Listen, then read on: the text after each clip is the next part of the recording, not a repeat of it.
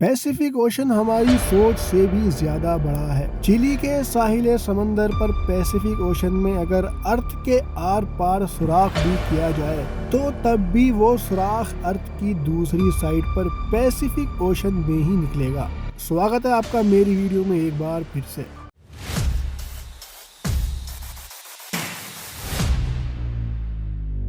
दोस्तों, दुनिया में टोटल 5 ओशन पाए जाते हैं।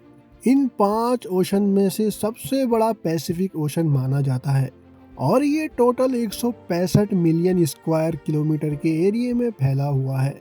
आपको ये बात जानकर हैरत होगी कि हमारी दुनिया का टोटल लैंड का खुश्क हिस्सा ही 148 मिलियन स्क्वायर किलोमीटर पर फैला हुआ है, जिसका मतलब ये हुआ कि बाकी 4 ओशन हटाकर सिर्फ अगर पैसिफिक ओशन की बात की जाए तो वो अकेला ही हमारी पूरी दुनिया के तमाम पहाड़, रेगिस्तान, जंगलात और आयरलैंड में सिर्फ चुनिंदा आयरलैंड्स हैं, और वो भी इतने छोटे हैं कि वो इस ओशन समंदर के मुकाबले में सिर्फ एक डॉट के बराबर दिखते हैं।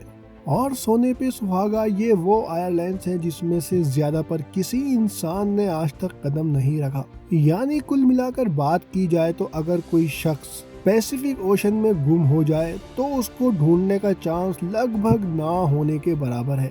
लेकिन आज आप एक ऐसे इंसान की रियल स्टोरी जानेंगे जो अपनी छोटी सी बोट पर पैसिफिक ओशन में गुम गया था, और वो भी सिर्फ 10 या 15 दिनों तक नहीं बल्कि पूरे 438 दिन तक।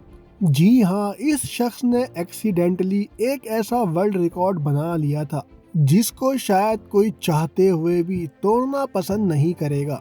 समंदर में अकेले सबसे ज्यादा वक्त गुजारने का ये वर्ल्ड रिकॉर्ड जो जॉस सैल्वेडर एल्वेरिंगा नामी एक शख्स ने बनाया था, जिसने समंदर में 438 दिन गुजारे, और वो भी सिर्फ 7 फुट की एक छोटी सी बोट पर।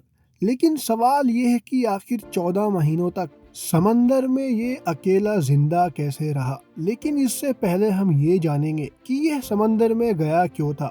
ये बात है 2012 की, जब मेक्सिको के एक छोटे गांव कोस्टा एजोल में जॉश एल्वेरिन नाम का ये शख्स रहता था। जॉस उस वक्त 36 साल का था और ये एक्सपर्ट मछेरा भी हुआ करता था।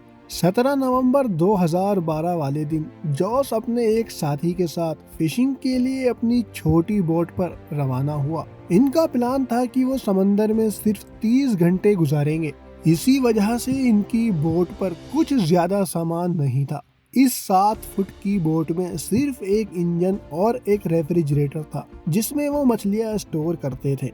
अपने साथ सिर्फ एक दिन का खाना पीना लेकर जाने वाले जॉस को ये कहाँ मालूम था कि उसके अगले 438 दिन उसकी जिंदगी के बदतरीन दिन होने वाले हैं। वो मेक्सिको के साहिल से 120 किलोमीटर दूर गए और अपना जाल समंदर में बिछा दिया। उसी वक्त एक खौफनाक समुद्री तूफान वहां आ पहुंचा। अपनी जान बचाने के लिए वो मछली के जाल को वहीं छोड़कर वापस साहिल की तरफ उल्टे पांव भागे। पूरे 6 घंटे बोट को लगातार तेज रफ्तार से भगाते हुए सुबह के 7 बजे वो साहिल से अब सिर्फ 20 किलोमीटर दूर थे और उनको अपना गांव भी नजर आने लगा था। वो इस तूफान को तो काफी दूर छोड़ आए थे, लेकिन अब उनकी किस्मत काम करना छोड़ गई थी। साहिल से सिर्फ 20 किलोमीटर की दूरी पर उनकी बोट का इंजन खराब हो गया था। अब ना ही उनके पास नाव चलाने वाले चप्पू थे और ना ही बोट की डायरेक्शन कंट्रोल करने वाला सेल, लेकिन उनके पास एक रेडियो था जिसके जरिए उन्होंने अपनी लोकेशन अपने बॉस को भेजी और उनके जवाब का वेट करने लगे। लेकिन उसके बाद जो हुआ वो हर मछेरे का घिनौना ख्वाब होता है। जी हाँ, अपने बॉस के जवाब का वेट करते करते उनके रेडियो की बैटरी भी जवाब दे गई और अब इन दोनों मछेरों का बाहर की दुनिया से कांटेक्ट खत्म हो चुका था।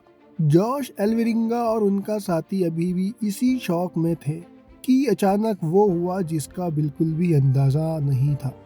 तेज हवाओं ने उनको वापस समुद्र की तरफ धकेलना शुरू कर दिया और जो साहिल उनको नजर आ रहा था वो आहिस्ता आहिस्ता उनसे दूर होता चला गया। उनके बॉस ने एक सर्च पार्टी भी बनाई और उनको पैसिफिक ओशन में ढूंढा, लेकिन अब बहुत देर हो चुकी थी, क्योंकि जैसे जैसे दिन गुजर रहे थे जॉश और उसके साथी का बचना काफी मुश्किल समझा जा रहा था। इस हादसे को अभी 5 दिन गुजर चुके थे और हवाओं ने जॉश की बोट को साहिल से 450 किलोमीटर दूर धकेल दिया था। वो समंदर के ऐसे हिस्से में पहुंच चुके थे जहां हर डायरेक्शन में सिर्फ पानी ही पानी नजर आ रहा था। उनको मालूम था कि उनकी बोट इतनी छोटी है कि उसको दूर से भी स्पॉट नहीं किया जा सकता। ना ही उनके पास फ्लेयर गन थी और ना ही वो आग लगाकर धुएं से सिग्नल दे सकते थे। जॉश एंगलरिन और उसके साथी को अच्छी तरह मालूम हो चुका था कि उनके बचने का चांस अब 1% से भी कम हो चुका है। जो खाना पीना वो साथ लाए थे वो पहले ही खत्म हो चुका था। इसीलिए अब पेट भरने के लिए उन्होंने अपने ही हाथों से उन परिंदों को पकड़ना शुरू कर दिया जो उनकी बोट पर आकर बैठते थे, या फिर बोट के आसपास मौजूद मछलियों को पकड़कर कच्चा खाने लगे। समुद्र का खारा पानी पीने से इंसान की मौत हो सकती है। इसी वजह से उन्होंने बारिश का पानी समुद्र में तैरने वाली प्लास्टिक बोतलों में जमा करना शुरू कर दिया। लेकिन जब बारिश कई दिनों तक नहीं पड़ती थी, तब ये अपनी प्यास बुझाने के लिए मछलियों और टर्टल का खून पीते थे, और वो भी तब जब वो उनको पकड़ने में कामयाब होते थे। दिन गुजरते गए और फिर महीने। ये दोनों जिस मेंटल टॉर्चर से गुजर रहे थे वो इमेजिन करना भी हमारे लिए मुश्किल है। आखिरकार जॉश लरिंगा का साथी यह टॉर्चर बर्दाश्त कर ना सका और 4 महीने बाद उसने सुसाइड कर लिया। अब इस छोटी सी बोट पर बात करने के लिए जॉश के पास कोई नहीं था और वो चारों तरफ घिरे इस समंदर में अकेला जिंदगी गुजारने लगा।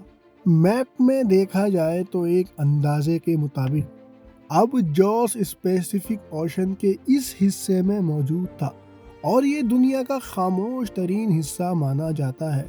यहाँ तक कि यहाँ से कार्गो शिप भी कभी कभार गुजरती है। मैक्सिको के साहिल को छोड़े 6 महीनों से भी ज्यादा हो चुके थे और इस दौरान जॉश ने अपने साथी को भी खो दिया था।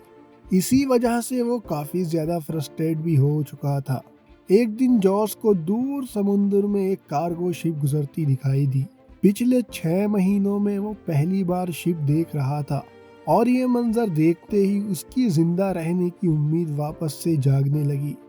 जॉश ने कार्गो शिप की तरफ हर तरह से इशारे किए, लेकिन बदकिस्मती से शिप के क्रू को ये छोटी सी बोट नजर ही नहीं आई और देखते ही देखते उसकी जिंदा रहने की उम्मीदों पर एक बार फिर से पानी फिर गया।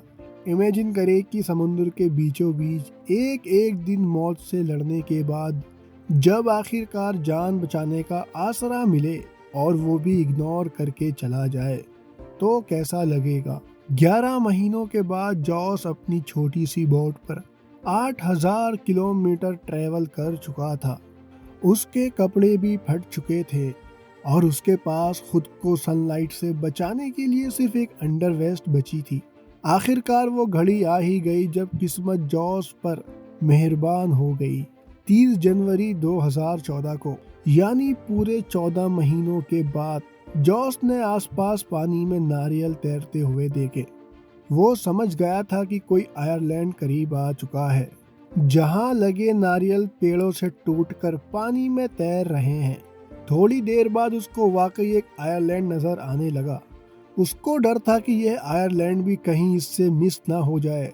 इसी वजह से वो पानी में कूद गया और स्विंग करके आयरलैंड पर पहुंच गया। पिछले 14 महीनों में जॉश ने पहली बार किसी जमीन पर कदम रखा था और जब वो आयरलैंड पर पहुंचा तो उसको एक छोटा सा बीच हाउस दिखाई दिया जिसमें वहां का लोकल शख्स मौजूद था। पिछले 438 डेज में जॉश का पहली बार किसी और इंसान से कांटेक्ट हुआ था। यह आयरलैंड मार्शल आइलैंड्स का एक रिमोट आयरलैंड था जिसको इबॉन एट ऑल कहा जाता है और ये आयरलैंड जॉश के स्टार्टिंग पॉइंट से 11,000 किलोमीटर दूर है। ये भी उसकी किस्मत ही थी कि वो समुद्र में एक छोटे डॉट जितने आयरलैंड के करीब पहुंच गया था वरना अगर जॉश का ये आयरलैंड भी मिस हो जाता तो अगला स्टॉप उसका फिलीपींस में होता, जो इस आयरलैंड से भी 5000 किलोमीटर दूर है। बहरहाल वहां से जॉस को अपने घर भेजा गया। घर पहुंचते ही एक और मुसीबत ने उसको घेर लिया। जी हाँ, वापस पहुंचने पर जॉस ने 438 देश के नाम से एक बुक पब्लिश की, लेकिन जॉस पर अपने ही साथी को मारने का इल्जाम लगाकर उस पर केस कर दिया गया। वही साथी जिसने जॉस के हिसाब से सुसाइड किया था। वीडियो पसंद आई है तो हमारे चैनल को सब्सक्राइब जरूर करना और अपना प्यार जरूर देना।